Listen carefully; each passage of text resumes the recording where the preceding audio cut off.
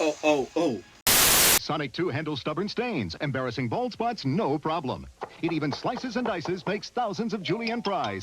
But wait, you can play it too. So with the success of the first game, Sonic was a hit worldwide. The popularity with this Hedgehog rose in sales, not only with this game, but with the Genesis as well.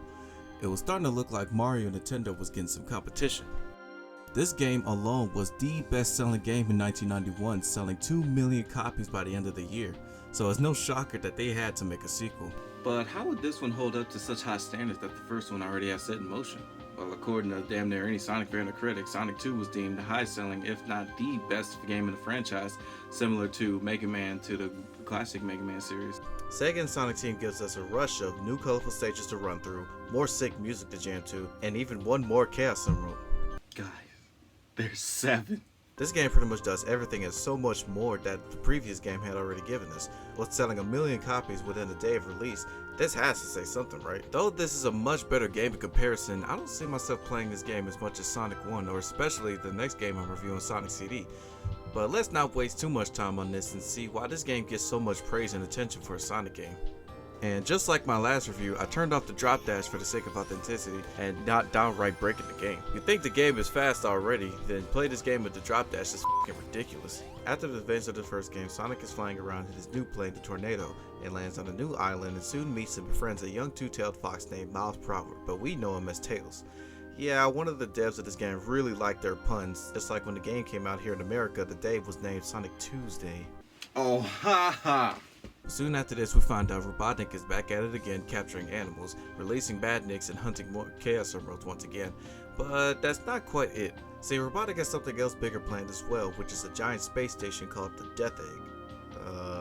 But once again, it's up to Sonic alongside his new friend Tails to stop this madness and put Robotnik in his place. Well, that's all I could think of for the plot, but it really doesn't get plot heavy until a later game, so let's just enjoy what little we need to process. So just like the first game, Sonic 2 focuses on high-speed platforming but gives us more speed and variety in level design to not only differ in each stage but also adds more balance and challenge as you progress. Though unlike the first game, you get 2 acts in each stage instead of 3, with a boss waiting at the end of the second act. Emerald Hill.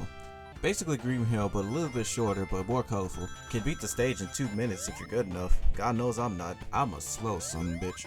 Chemical Plant. It's a factory. You like water? So this is how Tails got 2 tails. Aquatic Ruin. It's a ruin. You like water? I wonder if Sonic should be bringing a floaty with him to places. Casino Night. Oh, baby, it's triple! And bumpers. Hilltop. Nothing too exciting about this stage, honestly. I mean, I like the music and all, but not enough open areas to zoom around through. Mystic Cave. It's spooky. It's purple. It's funky.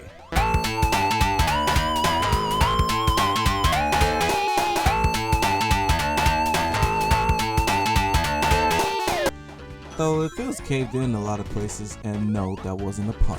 Oil Ocean. Damn, I didn't know Robotnik was an oil tycoon. No wonder he's able to fund all this machinery for 30 years. Also seahorses.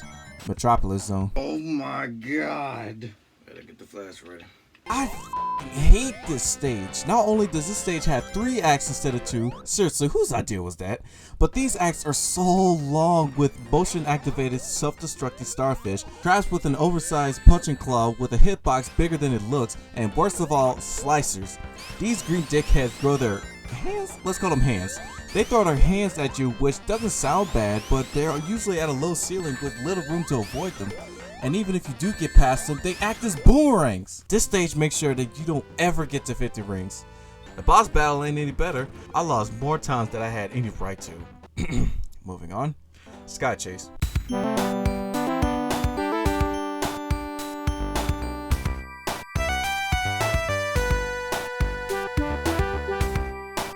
Wing Fortress.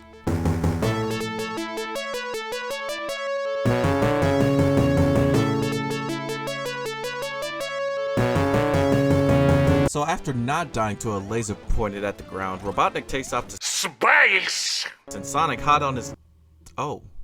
And suddenly Tails comes back right after getting shot down and brings Sonic up just enough to latch onto Robotnik's aircraft. It goes out into space! Sonic should be dead, right? Death Egg. Similar to the final zone in Sonic 1, Death Egg Zone is a 2-boss rush against Mecha Sonic and this giant-ass robot with no rings, so if you die, you're doing both. Don't you judge me. Honestly, the Mecha Sonic fight is easy enough. Just hit his face while it's standing still 8 times and you should be good. Don't touch the spikes though, that spells death. And this I'm sure many people's first time with this boss resulted in many game overs, seeing that the weakness varies on if you can make the jump without hitting his arms, killing you in the process. I've died way too many times fighting this dude for the review, and I've beaten him before without save states, so I feel like I deserve this. Now after giving this metallic madness the final blow, sending it and the whole death egg to a destructive ending, Sonic leaps from space and kinda orbits down to Earth. That is until Tails eventually comes in to save Sonic at the nick of time, ending Sonic 2. By the way, if you beat the game without Chaos Ceremonies, you get this animation of Sonic going super, making Tails look completely useless. Best friends for life. Speaking of which, isn't Sonic entering the Earth from that height kinda acts as a meteorite?